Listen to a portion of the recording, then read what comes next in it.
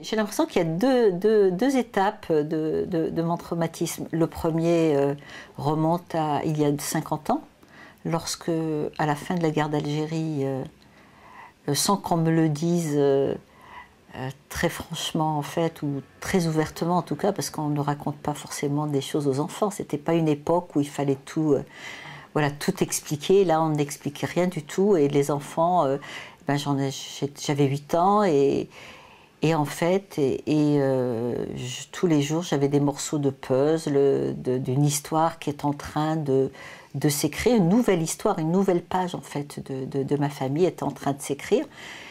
Mais l'indépendance, ça ne voulait absolument rien dire pour moi. Moi, ce que j'ai vu, c'était des choses concrètes, c'est-à-dire du jour au lendemain, j'ai vu mon village changer, j'ai vu des nouvelles têtes. J'ai vu mes parents angoissés, j'ai vu mes grands-parents maternels extrêmement inquiets, alors qu'ils revoyaient un fils qu'ils n'avaient pas vu depuis plusieurs années, un fils qui était parti au maquis du FLN, alors que dans ma famille, c'était l'option, même si ce n'était pas un choix idéologique, c'était une option plutôt du côté français. Et je voyais bien qu'il y avait des tensions entre ma maman et puis ses propres parents, mais je ne comprenais pas qu'il y avait quelque chose de nouveau en fait qui allait s'écrire dans notre histoire familiale. Je n'avais pas vu que ça allait être un chamboulement. Mais tout ça, je le sentais très très fortement. Je sentais qu'il y avait un malaise, je sentais qu'on parlait de disparition.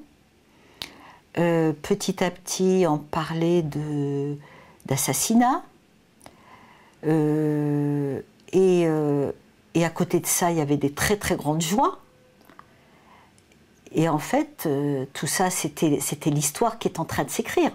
C'était ceux qui entre guillemets, avaient perdu, donc leur vie allait être chamboulée, et puis ceux qui, entre guillemets, avaient gagné, voilà, une guerre qui les gagnait diplomatiquement, militairement, peu importe, mais il y avait... mon village, en fait, était bouleversé, et ce village bougeait, ça bougeait dans tous les sens, et ça, effectivement, c'était extrêmement, extrêmement traumatisant. Pour l'enfant de 8 ans que j'étais. Et les choses, elles se sont révélées petit à petit. En fait, le drame, la tragédie s'est révélée petit à petit. Et puis un jour, on a vu arriver des hommes que je ne connaissais pas, que je n'avais pas vus dans mon village, qui sont arrivés dans notre maison, alors que mon père et mon oncle avaient disparu, mais je ne savais pas pourquoi on ne les voyait pas, alors qu'en fait, ils se sont sentis menacés et ils étaient partis pour se protéger auprès de l'armée française.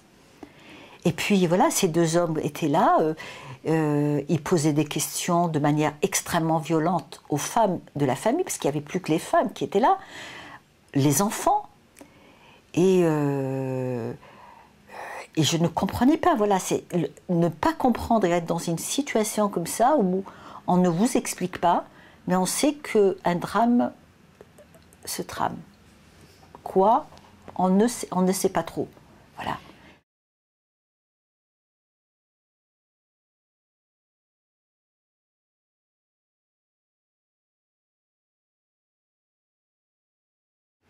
Alors c'est celui-là, mais il dure. Il dure parce que mon père disparaît. Quelques jours après, mon grand-père est assassiné. Dans les jours qui ont suivi, ma tante, mon oncle, leur bébé, toutes ces personnes-là ont été tuées en dizaines de jours. Voilà, donc ça c'était... oui, ça c'était vraiment un traumatisme épouvantable. Ça, c'était des cauchemars. Et il y a eu des enlèvements, il y a eu au point où en fait des femmes de la famille me cachaient. Elles me cachaient dans un trou avec de la paille dessus la nuit parce que c'était la peur qu'on vienne nous chercher. Et donc, vous voyez, c'est l'étau s'est resserré petit à petit. Donc les drames, c'était loin. Et puis petit à petit, ça s'est rapproché au point où, d'un seul coup, il y a eu du sang. Voilà. Là, on était vraiment dans...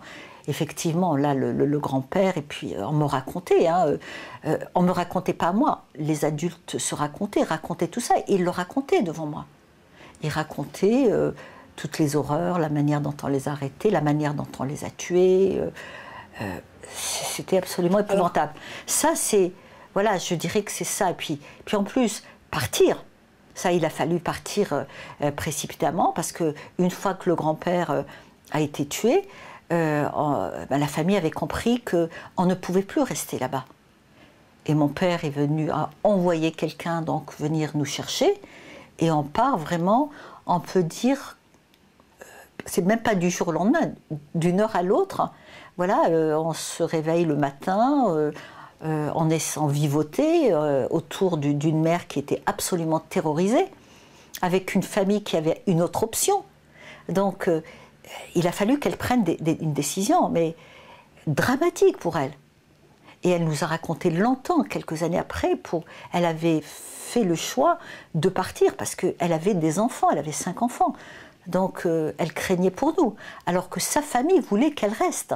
Elle reste. Et donc elle ne leur a pas fait ses au revoir. Elle est partie comme ça. Donc quelqu'un vient nous chercher.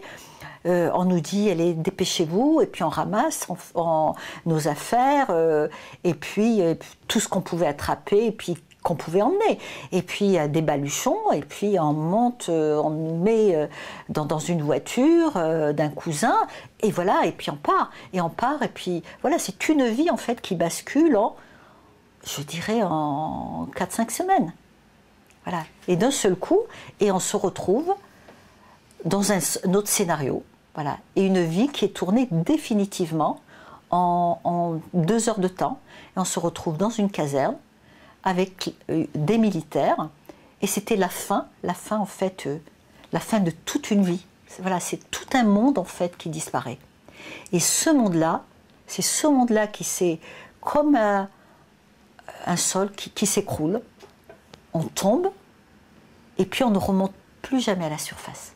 C'est vraiment, c'est ce que je ressens encore aujourd'hui, c'est que c'est quelque chose un monde qui a changé en très très peu de temps. Voilà, ça c'est quelque chose qui est une disparition, et c'est pas seulement le corps d'être aimé, d'être cher, c'est mon monde qui a basculé. Et je ne savais pas encore que c'était définitif, parce qu'on ne savait pas, en fait. Nous, on part, on monte dans une voiture, on nous dit, vous partez, voilà, on va s'en aller. Mais on ne savait pas si on allait revenir le lendemain, dans 1 mois, dans 2 mois. On ne savait pas. Voilà, ça, c'est un vrai traumatisme.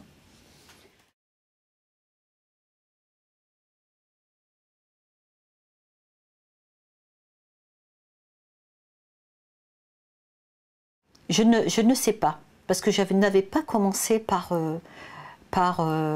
mener ce combat pour la reconnaissance de la responsabilité donc, de la France, en tout cas du gouvernement de 1962 qui a abandonné ces familles, qui leur a retiré leur nationalité française, c'est quand même un symbole extrêmement fort, et qui les a laissés se faire massacrer, en sachant qu'ils se faisaient massacrer. Mais moi, j'avais commencé déjà par écrire. J'avais déjà écrit ma propre histoire. Et ensuite, j'ai écrit pour d'autres personnes qui ne pouvaient pas écrire, notamment les femmes. J'ai publié un livre sur ces femmes. J'en avais vu plus de 70. Puis finalement, une vingtaine ont accepté d'être publiées. Et puis ensuite, petit à petit, en fait, j'ai construit ce combat. Parce que il s'est imposé naturellement, comme un besoin, et ce besoin avait un écho chez d'autres personnes, et en fait j'ai découvert, j'allais dire des dizaines de milliers de personnes qui ressentaient la même chose que moi, et il y a des personnes qui m'ont rejoint, et c'est vrai que je sens que c'est une piste qui peut m'amener à l'apaisement. Je le sens. Je sais que quand je suis dans l'écriture ou quand je suis aux archives, Je suis historienne, je fais donc de la recherche historique. Je sens que c'est des endroits effectivement qui m'apportent un début d'apaisement. Mais voilà, c'est un travail en cours. Je ne sais pas si à terme, si un jour il apportera vraiment quelque chose qui pourrait